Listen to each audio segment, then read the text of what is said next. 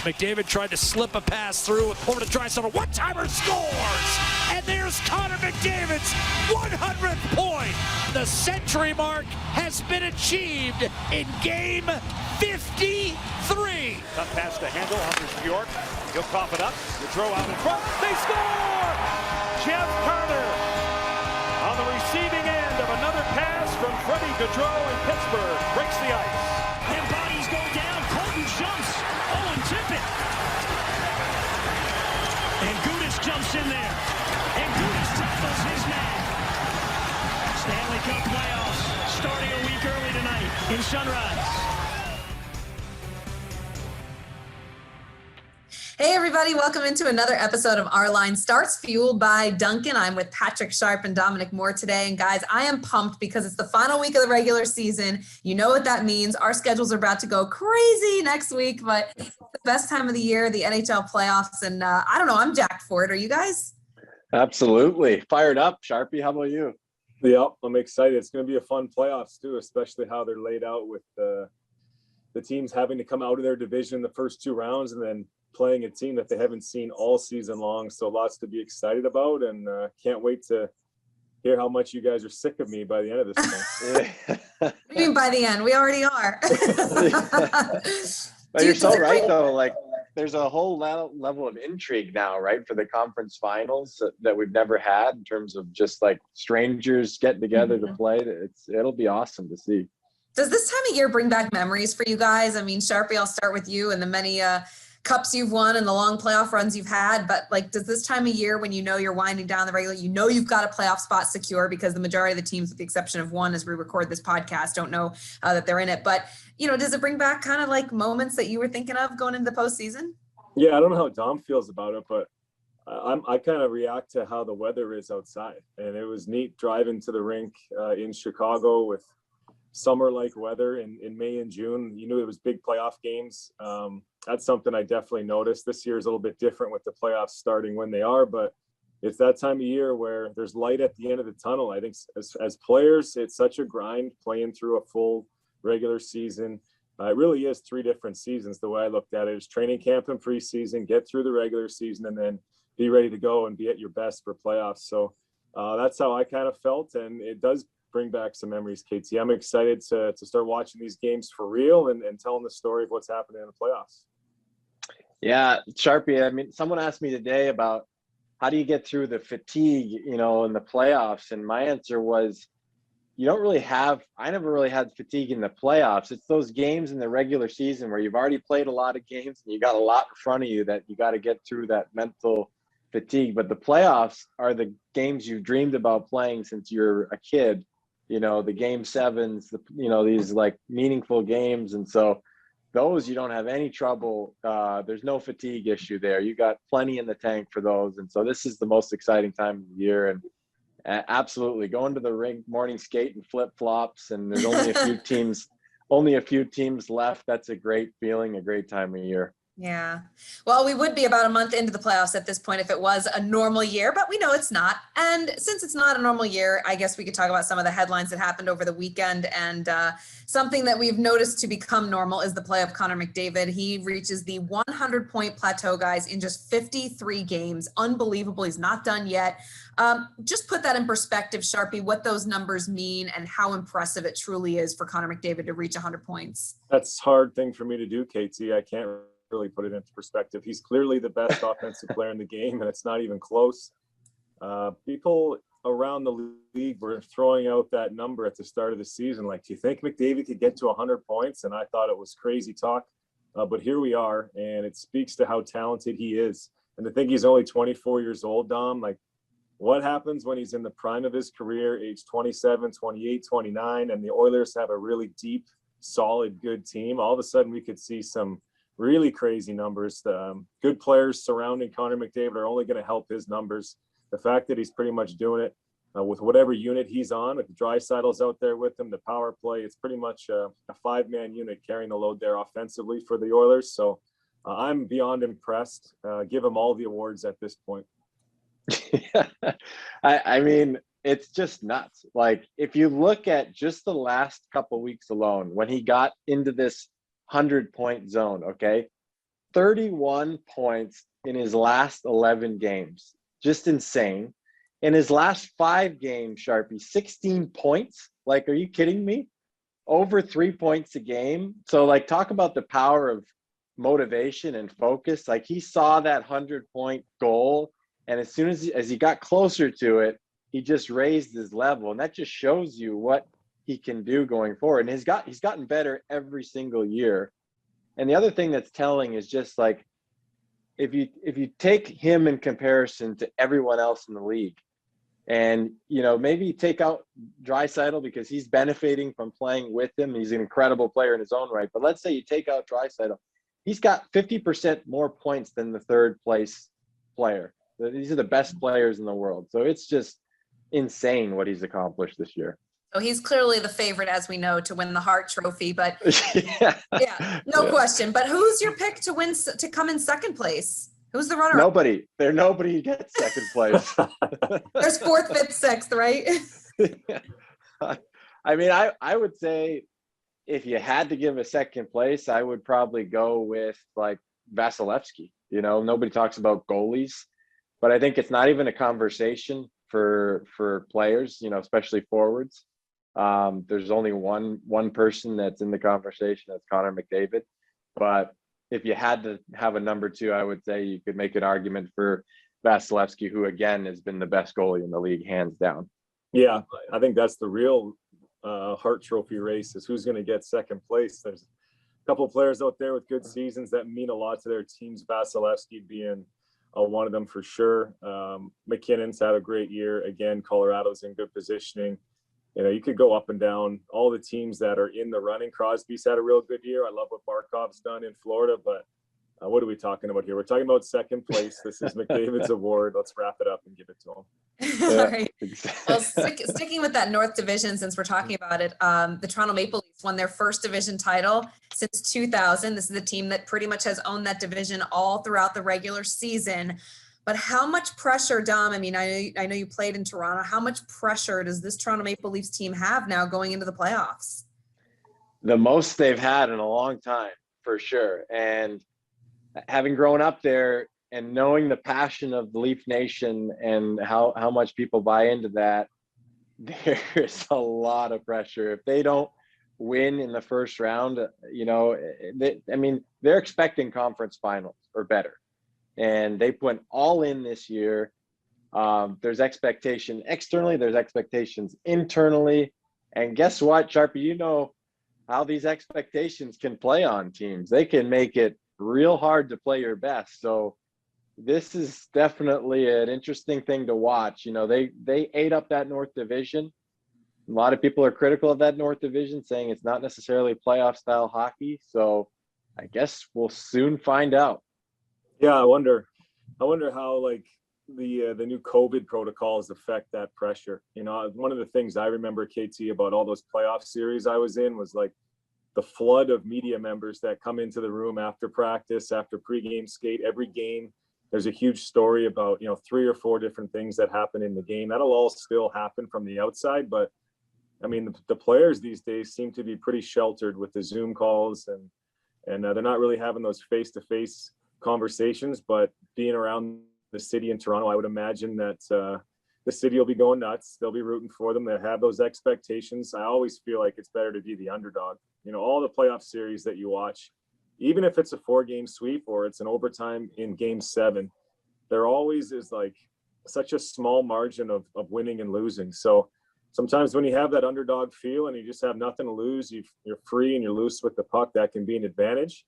But definitely it will be awesome to see this Canadian division, the North Division, to see how it plays out, because I know some of those teams are taking heat right now, but once the playoffs start, teams will turn it around and everybody plays their best. We'll see how it unfolds, but I wouldn't like that kind of pressure from the outside being put on our team. But you do bring up a good point with COVID and everything. They're not really hearing it around. I mean, Canada is still in the lockdown, especially in the city of Toronto. Protocols will be lifted for the Stanley Cup playoffs, as we've read through the NHL's release of, certain players that are vaccinated, so that you'll be able to dine with your teammates and do a little bit more normal events than they've had during the regular season. But With regards to hearing about it, and, you're not going down to your local store and hearing about all the nonsense of you did this, you didn't do that, so maybe this is the year for the Leafs because all of that pressure is off. There's such a young team. I don't know, Dom, you're smirking. So I think that's for sure, but I think there's also the internal pressure that they definitely feel. You have the GM that went out and made a bunch of acquisitions at the trade deadline, and clearly the team went all in, That's and true, so yeah. they're very aware of how bought in the entire organization, how much is on the line. Maybe that external pressure isn't felt as much, but the internal pressure as a player is sometimes even more poignant for you. Well, we're less than a week away from the start of the postseason, so let's take a look at the odds powered by PointsBet Sportsbook and the odds to win the Stanley Cup. You guys, the Colorado Avalanche running away with it right now, followed by Vegas, the defending Stanley Cup champion Lightning, the Toronto Maple Leafs, which we've been discussing, and Carolina, which has just had an unbelievable season, clinching that division, fun team to watch, loaded with talent. Do you think the odds to win the Stanley Cup presented by PointsBet are accurate at this point, or would you guys go with a different one? Yeah, they're probably accurate. I mean, you can't argue with those teams, Colorado, Vegas, Tampa, Toronto, Carolina, but the only argument I would throw up is where's Minnesota, where's Florida, where's St. Louis, Pittsburgh, Islanders, Washington. I mean, Jonesy and I were talking about the standings last time we were working together, and this year, maybe more than ever, there's so many teams that you could see hoisting the Stanley Cup at the end of this thing. So much of it goes into who your team matches up against. Maybe a block shot to the wrong key member of a group is going to affect the outcome of a series. We know how important certain players are to different teams. So there's a lot to sort out. To answer the question, I wouldn't pick any one of those 4 or 5 teams, not to say that they can't win, but I'd keep going way down, get better odds, and take a team like Minnesota to get out of a division and win a Stanley Cup. Who knows? There's other teams that you can find pretty good value in. I just know it's wide open this year as far as picking a winner. A betting tactic. Yeah, well, I like it. Free good betting presented by tactic. Patrick Sharp. So does that mean you're going to short Colorado? Is that what you're talking about here? If you told me, Dom, that if you told me I had to pick Colorado or the field, I got to take the field. I mean, I don't think there's a clear-cut winner really in any division. Well, I agree with you in terms of, I think Mini is a dark horse, and you mentioned how small the margins are. I think as high as the expectations are in Colorado, they'll have their hands full getting out of the first round. Like, Mini is that good. Mini has beaten Vegas 5 times in a row. Last times they played Vegas. So there's no easy series. The one team that I think is peaking at the right time is Boston. Yeah. They got healthy on the back end. They got a mentally fresh, more importantly, Tuukka Rask. Last year in the bubble, he had to leave, and even Jarro Halak was not himself. So they were a beaten team to start the playoffs. They were a game away from winning the Stanley Cup the year before. So I like the Boston Bruins' chances going into the playoffs. I think they can beat anyone. So there's a lot of ways you could approach this from a betting point. Well, of the 5 teams that are here, guys, who has the best chance to win the Stanley Cup? Of Colorado, Vegas, Tampa, Toronto, and Carolina, who do you have? Well, I would say the Tampa Bay Lightning, but that's with the asterisk because there's 2 big questions there, and it's their 2 best offensive players in Kucherov and Stamkos. If those guys come back and they're healthy and their timing is good, which is a big ask, Dom, you know what it's like to sit out for any significant period of time and then jump in and start playoffs. That's a big ask, but if that's the case and these guys are hungry to defend their title, tough to argue with the lineup in Tampa Bay. So, but everything I just said matters, right? How hungry is this team? They know what it takes to go 4 rounds and win. They proved that last year. They're going to be facing hungry, tough opponents just to get out of that division. Carolina, Florida, Nashville, these teams are all ready to go. So it's so hard to pick a winner, but I'm just going to give some respect to the defending Cup champs. How about that? Yeah, I like to follow the goalies, and Vasilevsky being what he is, but I am not picking Tampa this year. I don't have a good feeling about them. I don't think you can just have a guy that sat out the whole year and expect him to come in and light it up. I think it disrupts the lineup. Guys have been playing in certain roles, and now they got to find new roles, and it's hard to win. Florida's a heck of a team. So just getting out of that first round, Tampa hasn't looked good the last few weeks. They've been up and down in terms of their results. So following the goalies in the West, I have to go with the Vegas Golden Knights. They've got a 1-2 punch in net that's phenomenal.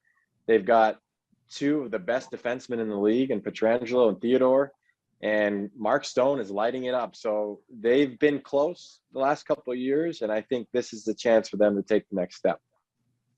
Yeah, all valid arguments. Let's shift to the East now. And the Pittsburgh Penguins clinched the East Division on Saturday night, guys. First place, locked up. Just a remarkable turnaround for their season from where it was in the beginning, where we weren't really sure that this Penguins team was even going to make the postseason. But here they are. How far can this Penguins team go down the stretch here? Sharpie, I don't know how you feel about this lineup, but I like their depth offensively. You know, they've got three lines for sure that are as good offensively as any in the league. We saw Jeff Carter get 4 goals the other night. He's on the third line behind Crosby and Malkin. What I don't see there is a shutdown line. So, you know, if you're going to be going up against some of the top teams in the league and some of the top lines, you're looking at the perfection line potentially. Who's going to shut them down? You know, so that's a question mark for me. Their goaltending has been good, so I don't really have a concern there. But I think their depth is great. They've got 4 lines that can score, but it's who's going to shut down the top lines of the other team that I think becomes really important in the playoffs. You look at a team like Washington, they've got Dowd, Hagelin, and Hathaway. Laviolette loves to use that line for shutdown minutes. You know, that to me becomes more valuable in a 7-game series. Yeah, so now you're asking the guys in Pittsburgh, players like Tanev and Bluger, and make up whoever you want on the wing. On the other side, a guy like Zach Aston Smith. We've seen McCann go down there and play. I mean, that's asking a lot. Maybe the lights go on Pittsburgh. Like they did Oh, that's funny. That's not a good sign for the Penguins. Maybe maybe we should look elsewhere in that Eastern Division. You mentioned that energy line. That's what I like so much about the Bruins, because besides the top 2 scoring options that they have, we talk about them all the time. They can make up a checking line centered by Corrali, and then pick your poison on the wings. If you want to have a little more of a physical group, there's Nick Ritchie. You can have a little skilled group, try to score some goals. Andre Cassius coming back to the lineup. So there's options there in the bottom 6 with Boston and other teams in that division. I like where Dom's head's at, but as long as they got 87, we'll see if Malkin's ready to roll. Tough to bet against the Penguins, but I'm kind of on the same page as you, Dom. Yeah, and along those lines, I mean, Dom, you mentioned his name, but Jeff Carter or Sharpie, you said, you know, he's coming off that 4-goal performance last week, scored another one in Saturday's game.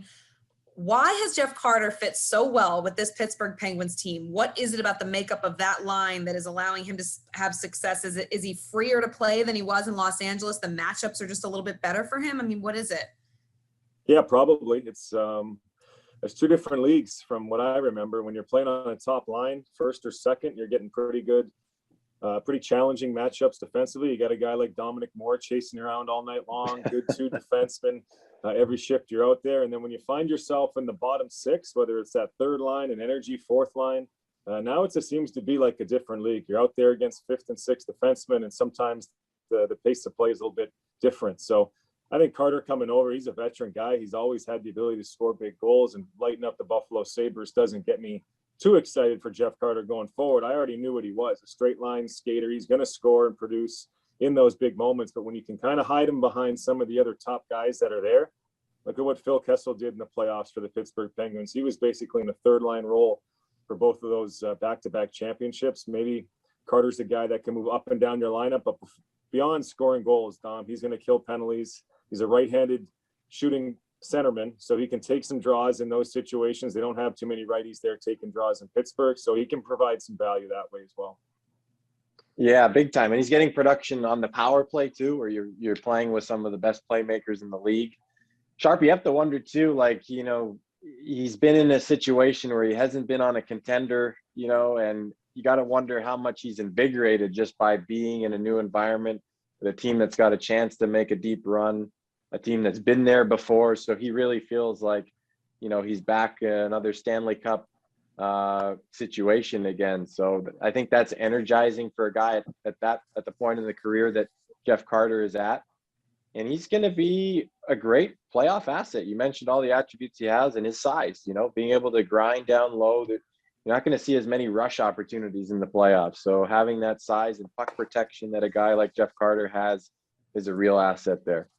Guys, it's time for the cold brew check fueled by Dunkin. The Florida Panthers, can't wait for this matchup, and the Tampa Bay Lightning are facing each other in the postseason for the first time ever. Who wins the series? Sharpie, start us off. Oh, man, I got to go against my old coach, Coach Quenneville and the Florida Panthers. I'm going to take the defending champs, but I'm going out on a limb on this one for reasons mentioned earlier. It's all about Stamkos and Kucherov. They come back. The power play is good. They score goals in the first 2 periods, and then Tampa shuts the game down, and it's lights out. But I really like Florida. Saw them play at the United Center a couple of weeks ago, back-to-back games. They play a fast game. I would have thought their season was done like I did when Ekblad goes down with an injury, but the way Mackenzie Weegar's playing, other players on that back end, they look hungry. They look excited to be in the playoffs, and they're going to be a pain in the butt to play against. I'm taking Tampa, though. I'm going to go with Florida. I love Tampa. I think they're an awesome team to watch. Actually, these two teams are very similarly built. They've got, some of the best decors in the league. And I've just been so impressed with Florida. They're playing, at the top of their game. They've got one of the best two-way centers in the league in Sasha Barkov. I'm hesitant about Kucherov coming back. I just think that's really tall task to come in and expect to light it up. Mm-hmm. Tampa hasn't been peaking at the right time here down the stretch. So I'm excited to watch this series. The fact that we can see these two teams have a state rivalry in the playoffs for the first time, but I think it's going to be down to the wire. But I think I'm going to go with Florida, and I'm hoping, fingers crossed, we'll get to see Spencer Knight play a big role in this.